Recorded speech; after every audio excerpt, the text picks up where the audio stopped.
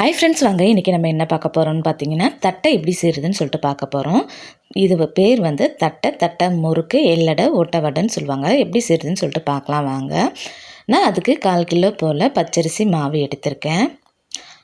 100 gram போல் கடலைப்பருப்பு, கருவேப்பிலை பொடி பொடியாக கட் பண்ணி எடுத்து வச்சுருக்கேன். 50 கிராம் அளவுக்கு பொட்டுக்கடலை, பெருங்காயத்தூள் 1 ஸ்பூனு, எள்ளு 1 ஸ்பூன், மிளகாய்த்தூள் 1 ஸ்பூன், 10லேருந்து 15 பூண்டு பல் சின்ன சின்னதாக கட் பண்ணி எடுத்து வச்சுருக்கேன். 1 ஸ்பூன் அளவுக்கு மிளகுத்தூள், தேவையான அளவுக்கு உப்பு. நான் எடுத்து வச்சுருந்த கடலைப்பருப்பை 1 மணி நேரம் ஊற வச்சுருக்கேன். அப்போ தான் நம்ம தட்டையில் போடும்போது நல்லா சூப்பராக இருக்கும். பாருங்கள் எந்த அளவுக்கு நல்லா ஊறி இருக்குதுன்னு சொல்லிட்டு. இதுதான் இந்த தட்டை செய்கிறதுக்கு தேவையான பொருட்கள். நம்ம கடலைப்பருப்பை ஊற வச்சு தான் போடணும். ஊற வைக்காத நம்ம சேர்க்கக்கூடாது. ஊற வச்சு வறுக்கும் போது பார்த்திங்கன்னா 60 விதமான டேஸ்ட்டில் இருக்கும். ஊற வைக்காமல் நீங்கள் செஞ்சிங்கன்னா அது ஒரு விதமான டேஸ்ட்டில் இருக்கும். இப்போ நம்ம மாவை ரெடி பண்ணலாம் வாங்க. இப்போ பச்சரிசி மாவை நம்ம முதல்ல வறுத்து எடுத்துக்கலாம். நான் பார்த்திங்கன்னா ரேசன் அரிசியிலேருந்து அரைச்ச பச்சரிசி தான் எடுத்திருக்கேன். இதுலேயே நல்லா சூப்பராக கிறிஸ்பியாக இருக்கும். நீங்கள் வீட்டில் அரைக்க முடியலன்னா ரெடிமேடாக கிடைக்கிற கடையில் விற்கிற இடியாப்பம் மாவுன்னு சொல்லிட்டு விற்கும். அதுவும் இந்த பச்சரிசி தான். அதுலேயும் நீங்கள் கூட செய்யலாம். லோ ஃப்ளேமில் வச்சு தான் வறுக்கணும், இல்லைன்னா பச்சரிசி டக்குன்னு அடி பிடிச்சிரும். பாருங்கள் இப்போ மணலாக இருக்குது. இன்னும் கொஞ்சம் நம்ம வறுத்து எடுத்துக்கலாம். கலரும் மாறக்கூடாது, அந்த அளவுக்கு நம்ம பார்த்து வறுத்து எடுத்துக்கலாம். இப்போ ஒரு அகலமான பாத்திரம் எடுத்துக்கலாம். நம்ம வறுத்த பச்சரிசியை சல்லடை வச்சு சலிச்சு எடுத்துக்கலாம். ஏன்னா அதில் கொஞ்சம் கொஞ்சம் திரியாக இருக்கும். அதோடு நம்ம எள்ளடை தட்டி எண்ணெயில் போடும்போது வெடிக்கிறதுக்கு வாய்ப்பு இருக்குது. அதனால் நம்ம வந்து நல்லா நைஸாக வர வரையும் சலிச்சு எடுத்துக்கலாம். நம்ம கொஞ்சம் கொஞ்சமாக சேர்த்து சலிச்சு எடுத்துகிட்டு வந்துடலாம். சலிச்சிட்டு லாஸ்ட்டில் நீங்கள் பார்த்தீங்கன்னா நிறைய குருணை இருக்கும். அதுக்கோசரம் தான் நம்ம சலித்து எடுத்துக்கிறது. இப்போ பாருங்கள் இவ்வளோ தூரம் இருக்குது. நம்ம இதோடவே சேர்த்து நம்ம எள்ளடை சுட்டோம்னா அது வெடிக்கும். இப்போ நான் 50 கிராம் பொட்டுக்கடலை எடுத்திருக்கேன். அதை மிக்ஸி ஜாரில் சேர்த்துட்டு நல்ல ஒரு ஃபைன் பவுடராக அரைச்சி எடுத்துகிட்டு வந்துடலாம். இப்போ அரைச்சி எடுத்துகிட்டு வந்துட்டேன். இதுவும் நம்ம சல்லடையில் சேர்த்து நல்லா சலித்து எடுத்துக்கலாம். இதுலேயும் நிறைய குருணை வரும். இதை நம்ம வேஸ்ட் ஆக்க தேவை கிடையாது. நம்ம சட்னி அரைச்சா சேர்த்துக்கலாம். பாருங்கள் இதுலேயும் எவ்வளோ திப்பியாக இருக்குதுன்னு சொல்லிட்டு இதை தனியாக நம்ம எடுத்து வச்சிடலாம்.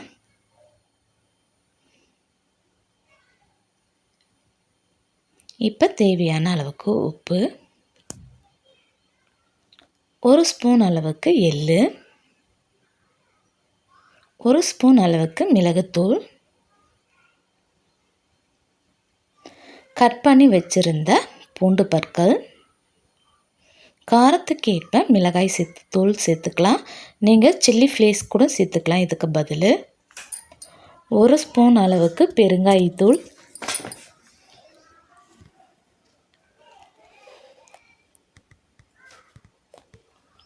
கருவேப்பிலை தாராளமாக சேர்த்துக்கலாம். கருவேப்பிலையுடைய ஸ்மெல் வந்து வறுக்கும் போது ரொம்ப நல்லா சூப்பராக வாசனையாக இருக்கும். நல்லா பொடி பொடியாக கட் பண்ணிவிட்டு நம்ம கருவேப்பிலை சேர்த்துக்கலாம். ஊற வச்சுருந்த கடலைப்பருப்பையும் இதோடு சேர்த்துக்கலாம். முதல்ல தண்ணி ஊற்றி பிசையக்கூடாது. எண்ணெய் நல்லா காய வச்சுருக்கேன். இந்த எண்ணெயிலேருந்து 2 கரண்டி எண்ணெயை எடுத்து இதில் ஊற்றிக்கிறேன். எண்ணெய் ஊற்றி நம்ம மாவு பிசையும் போது பார்த்திங்கன்னா நல்ல கிறிஸ்பியாக கடாக் மடாக் அப்படின்ட்டு இல்லாமல் நல்லா சூப்பராக இருக்கும். எண்ணெய் ஊற்றினோடனே சூடாக இருக்கும் இல்லையா, அதனால் நம்ம கரண்டிலேயே கொஞ்சம் நல்லா கிளறி கொடுத்துக்கலாம். எண்ணெய் ஊற்றிட்டு உடனே நம்ம தண்ணியை ஊற்றிடக்கூடாது.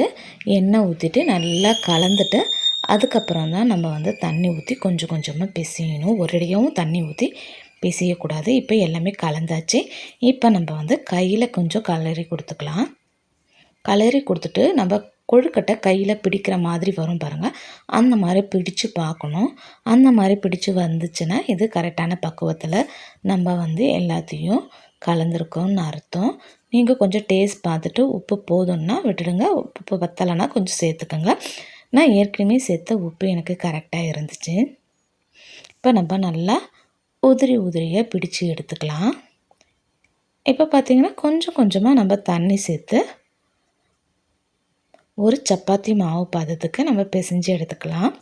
சப்பாத்தி மாவு மாதிரி டைட்டாகவும் இல்லாத லூஸாகவும் இல்லாத கொஞ்சம் நடு பதத்துக்கு நம்ம பிசைஞ்சு எடுத்துக்கலாம்.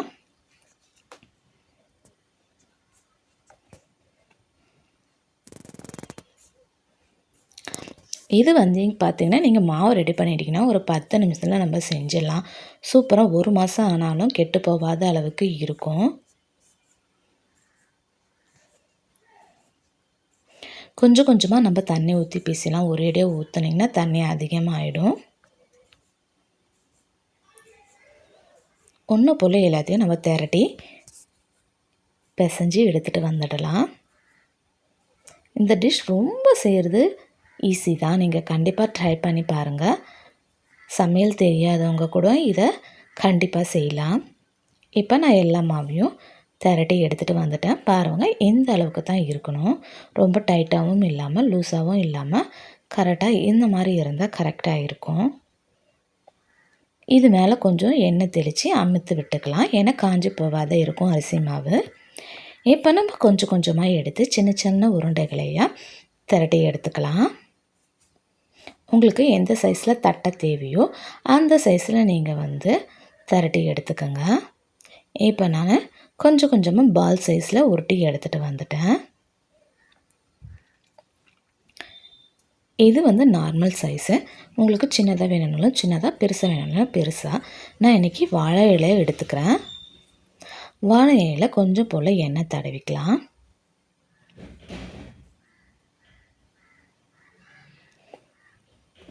தடவிட்டு நடு மத்தியில் வச்சுக்கலாம். வச்சு அமுக்கி ஒரு பிளேட் வச்சு நம்ம அமுக்கி விடலாம்.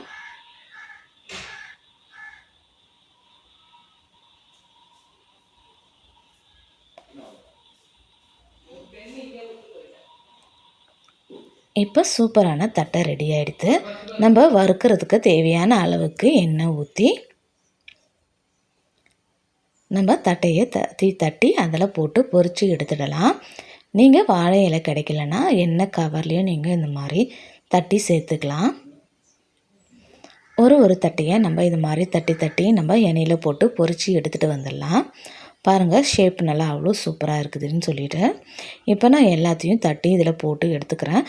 நீங்கள் எந்த அளவுக்கு எண்ணெய் ஊற்றிருக்கீங்களோ, எந்த அளவுக்கு அகலமான கடாய் எடுத்துருக்கீங்களோ அதுக்கேற்ற போல் நீங்கள் தட்டை நிறைய சேர்த்துக்கலாம்.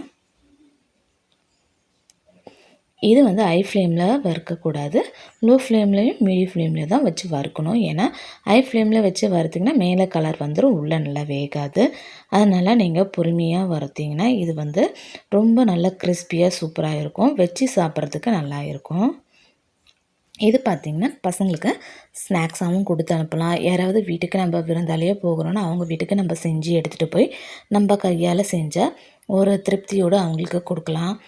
அப்படி இல்லைன்னா சாதத்தை கூட வச்சு சாப்பிடும் போதும் நல்லா சூப்பராக இருக்கும். கண்டிப்பாக இந்த மாதிரி செஞ்சு பாருங்கள், உங்களுக்கு ரொம்ப பிடிக்கும்.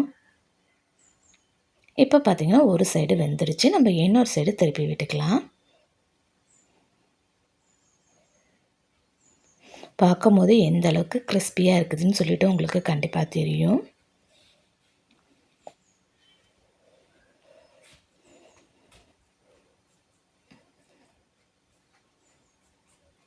இப்போ 2 சைடும் நல்லா வறுபட்டுடுச்சு.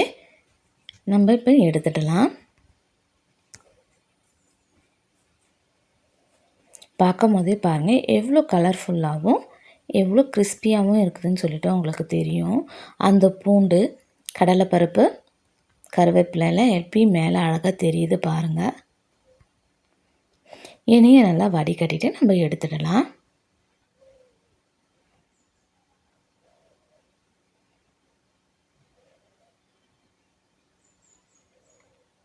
இப்போ இன்னும் கொஞ்சம் வச்சுருக்கிற தட்டையும் நம்ம தட்டி இதில் சேர்த்துக்கலாம்.